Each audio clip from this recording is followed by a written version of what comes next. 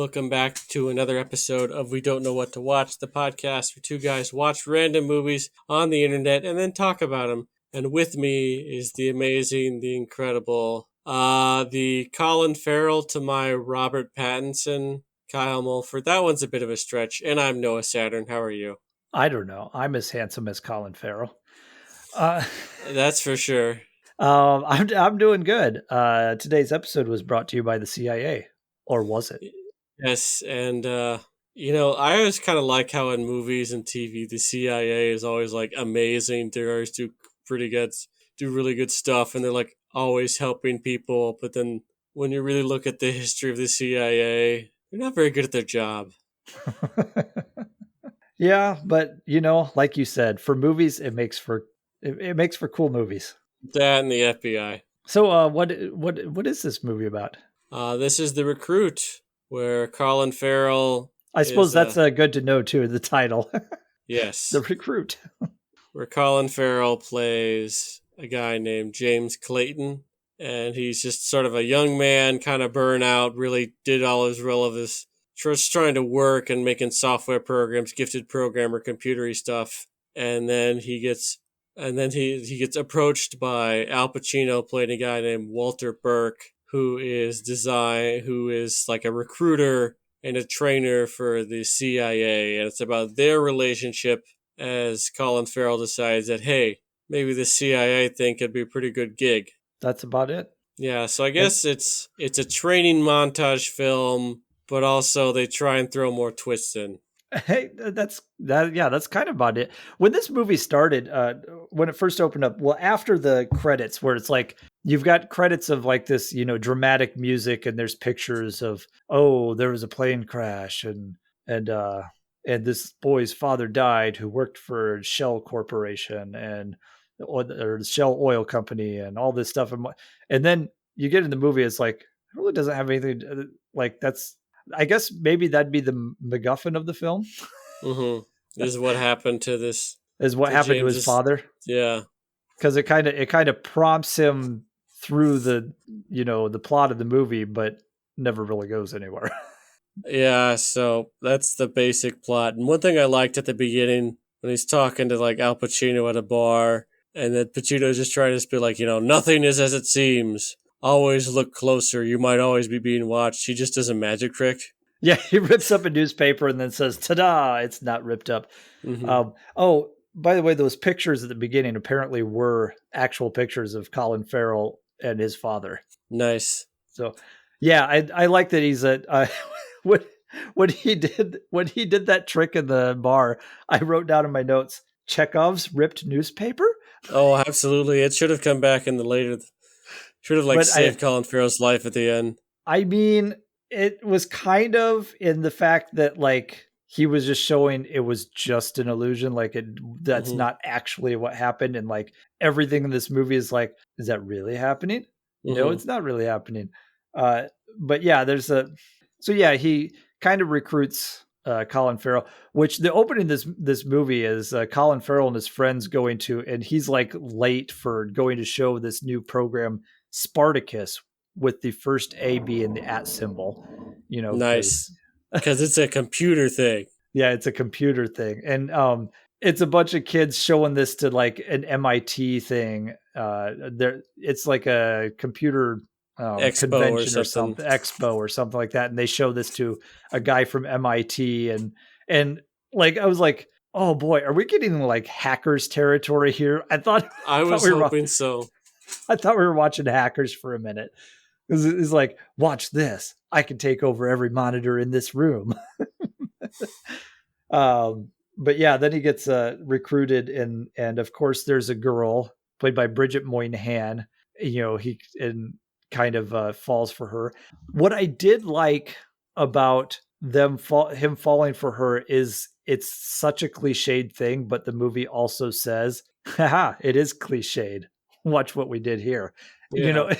And it was like it kind of twisted it on its head like every once in a while, which I'm sure a lot of these plot twists in here, you see some of them coming a mile away, but I like the attempt at it because it's kind of playing like that one is there is a scene where it's like playing off of the fact that actually the whole movie is playing off of the fact that that whole cliche of oh, you see a pretty girl and then all your training goes out the window.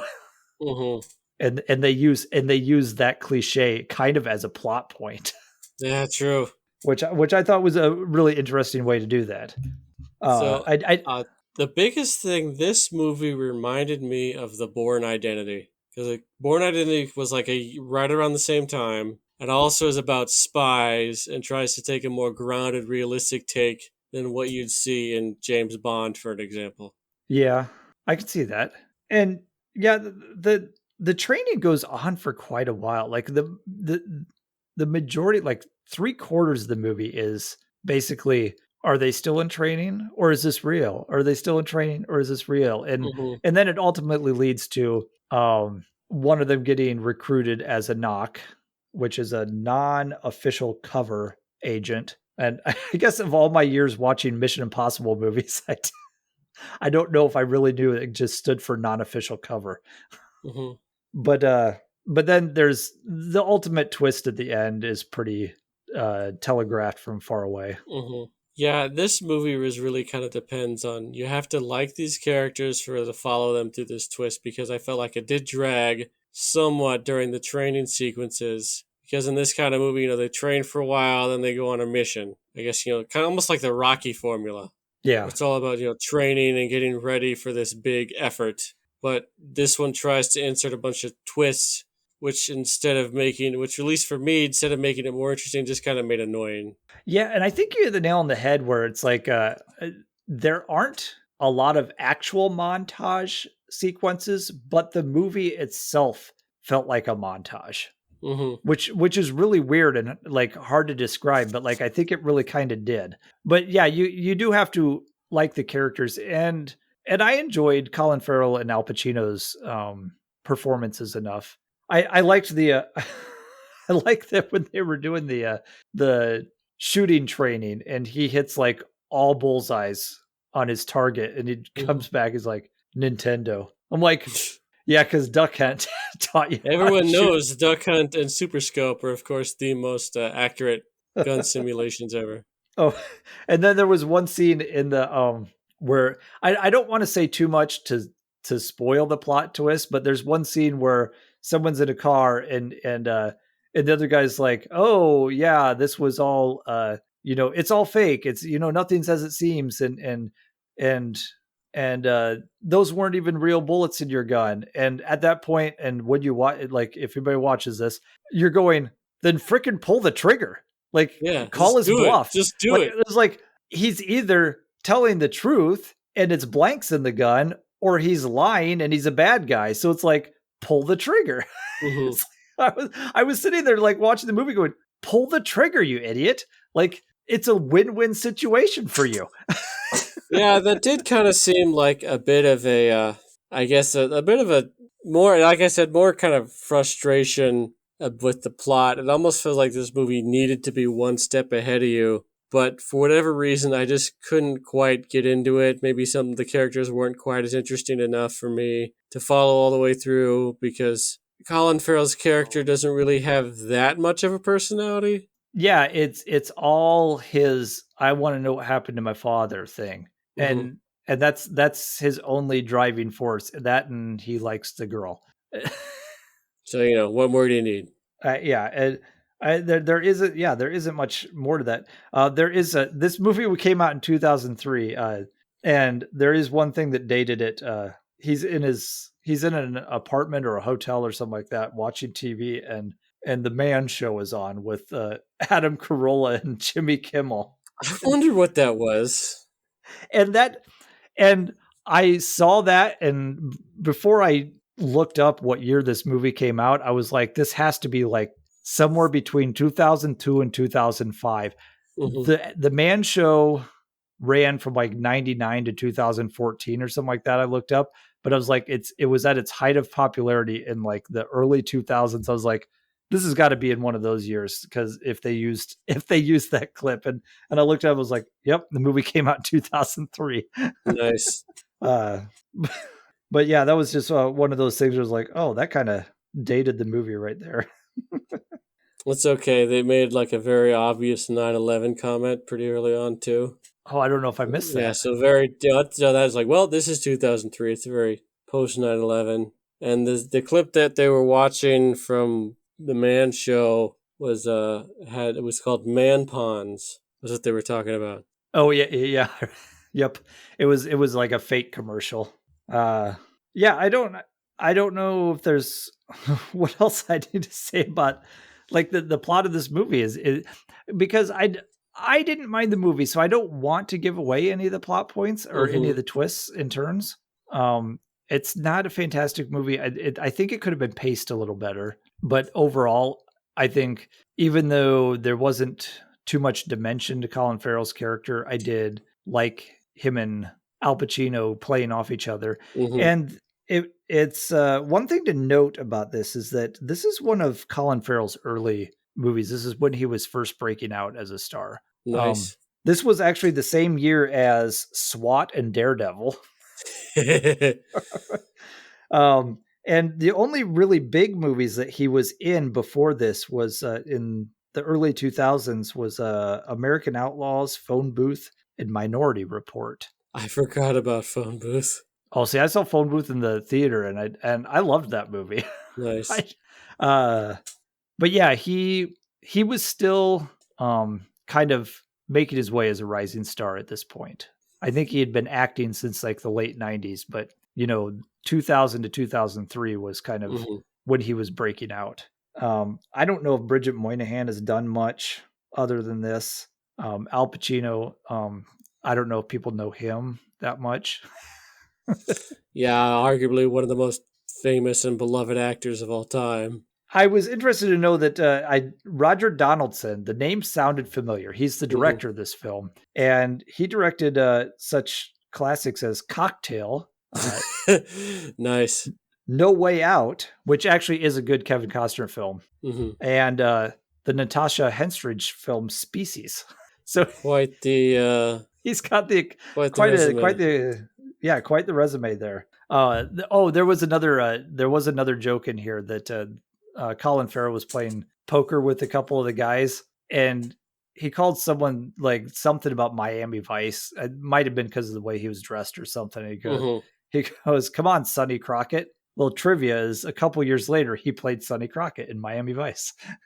It's all connected. It's all connected. Also, there's a couple of weird literary references. Like they talk about, I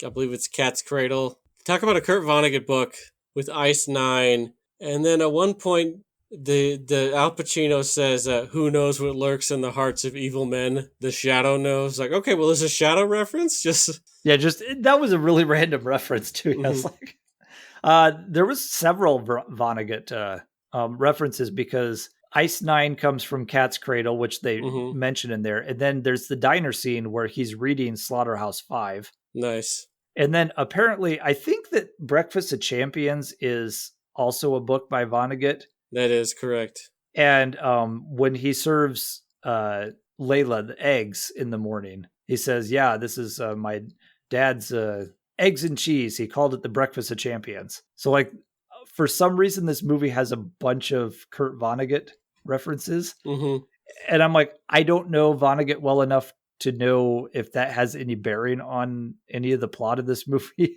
Or if it was not really. It just seemed the screenwriter must have liked it or thought it was fun. The screenwriter just must have been a really big fan of Kurt Vonnegut. I mean, who isn't? So there's that. So, but I don't know. Is there anything else about this movie? It just kept reminding me of The Bourne Identity, and then later the show Burn Notice, which I guess for whatever reason this didn't quite click with me, and so because of that, the twist didn't really. Just kind of bounced right off. He's like, okay, sure, whatever. Yeah, it kept going into the okay, now you're done. Now you're kicked out, and oh no, you're still in. Oh nope, then nope, you're out here, and then oh no, that was still just a test again, and then it was like it might have done it just one too many times. Might be what the problem was, because I didn't mind the premise. I didn't mind the twists and turns, but it might have done it one too many times. Yeah. Because like I said, I liked what they did with the cliche of the, meet cute and boy girl and feelings for the girl screws up his training. I really do have to give the movie props for what they did with that and kind of pointed out how cliched it is. Yeah, I feel like they did work well together too. But other than that, like, yeah, some of the twists and turns were easy to see. Some of them I go, oh, okay, I didn't see that. But I liked the old USB in the coffee mug trick. Classic. Classic. But I don't think there's much else to say. It was a pretty just straightforward movie. Had you seen this before? I had not. I did. I think I remember seeing this one in the theater because I do remember seeing this one, and I'm pretty sure that was about my heyday of going to a lot of movies in the theater. So I probably saw this at the theater, and I didn't remember much as it was happening, other than the very final twist. I kind of remembered, so like I wasn't too surprised by it, and I knew it was coming. But I liked it well enough. But before we go into that, I'll figure I go into some other things about the movie. It did make $101 million internationally between domestic and international. So it did okay for being actually a January 31st release. Yeah, I was surprised. But I think our views on it are pretty universal because on Rotten Tomatoes, this was a 43% with the critics and 58% with users. So it's just kind of one of those right in the middle. You either like it or you don't like it. It's just kind of there. I feel like if you caught it on TV, it'd be fine. Yeah, it's one of those where it's like, yeah, I didn't mind watching it. And before we go into recommendations, I wanted to start a new segment just because it's fun. Ooh. And I want to see if we can pull this off in all of our movies. Because I mentioned Chekhov's ripped newspaper, which didn't really come back. I wanted to play the game of Chekhov's Chekhov. Nice. And in the movies we watch, I want to see how many Chekhov's this and that we can find in it. And so this one, I think the only one I really noticed was Chekhov's Spartacus program. Yeah, Chekhov's Spartacus program, which seemed kind of obvious since they spent so much time on it at the very beginning. And then maybe Chekhov's Confusion. Chekhov's Confusion. Like I said, in an abstract way, it was Chekhov's ripped newspaper because it was just trick after trick after trick. But that's stretching it, though. I think the only real true one we could put in there is the Spartacus program, which does play. And I actually like the way that plays in the end, too. I thought that was kind of clever. Even though you see the twist coming a mile away, the way they pulled off the twist, I thought was kind of cool. Yep. So are we ready to move on to recommendations? Would you recommend this movie? Yeah, like you said, if it's on, you're flipping through the channels, I would. There are a couple things I liked about it that, like, I liked the way they did a couple of things, but overall pretty generic with a few interesting commentaries in there. Yeah, for me, I'm going to have to say no, because it kept reminding me of other better movies and TV shows. So I guess with that, now we move on to double feature, which is where if we like the film, what would go with it? Or if we didn't like the film, what should we watch instead? This one, I'm going to go with the first Mission Impossible.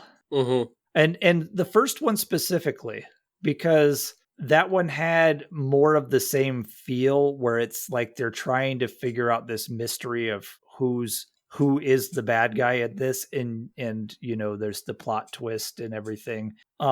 And also it involves like the knock list, and in the CIA movie it was like getting onto the knock list. So there's that connection. And then also I noticed it was kind of like the cinematography in The Recruit. It was weird because it was almost like they were doing Dutch angles, but they weren't fully committing to it. It was almost like the camera was just slightly tilted. Whereas like you got Mission Impossible and Brian De Palma just goes full bore with the Dutch angles in it. And I was kind of being reminded of that when I was watching, going, oh, this kind of like slight tilt to the camera, and for no reason whatsoever. Mm-hmm. I was getting this like Mission Impossible feel to it, and I think with the twists and the mystery and the knock list and all that stuff, I think I'd recommend either watching with or instead of.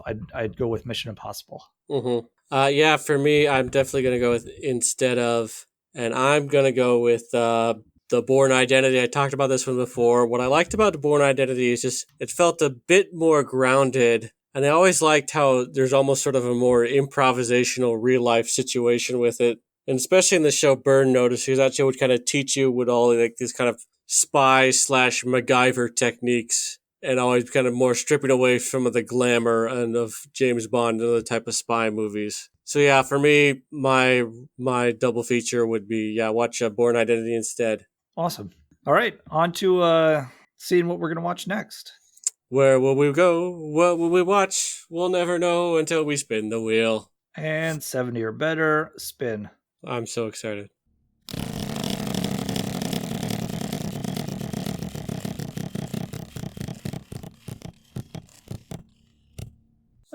We've got a young man is a reformed gambler who must return to playing big stakes poker to help a friend pay off loan sharks. Are there numbers and does he have to round up? He does have to round up. Okay. It stars our boy from the Bourne Identity. True. We just talked about it. Jason Bourne. Yeah, we're watching Rounders with Edward Norton and Matt Damon from 1998. And this is on HBO Max. I have seen this film, and I do remember liking this one. So this should be a good rewatch. I remember catching a glimpse or two of it from when it was on TV from one of the poker scenes, and I thought it was cool. Yeah, it's a good movie. So, from what I remember, it was a good movie. So I guess we'll find out next week or next time. So we'll learn if to know when to hold them and know when to fold them, know when to walk away and know when to run. And it's our time to run now. But first, you can find us online at AwesomeKM on Twitter. And I'm at Noah_Saturn, that is spelled Satern. And we are at We Don't Know What to Watch on Instagram. You can email us, we don't know what to watch at gmail.com. Email us, comment, like, subscribe, all that good stuff. Anyway, until next time. Luck be a lady tonight. Until next time, nothing is as it seems. Yes.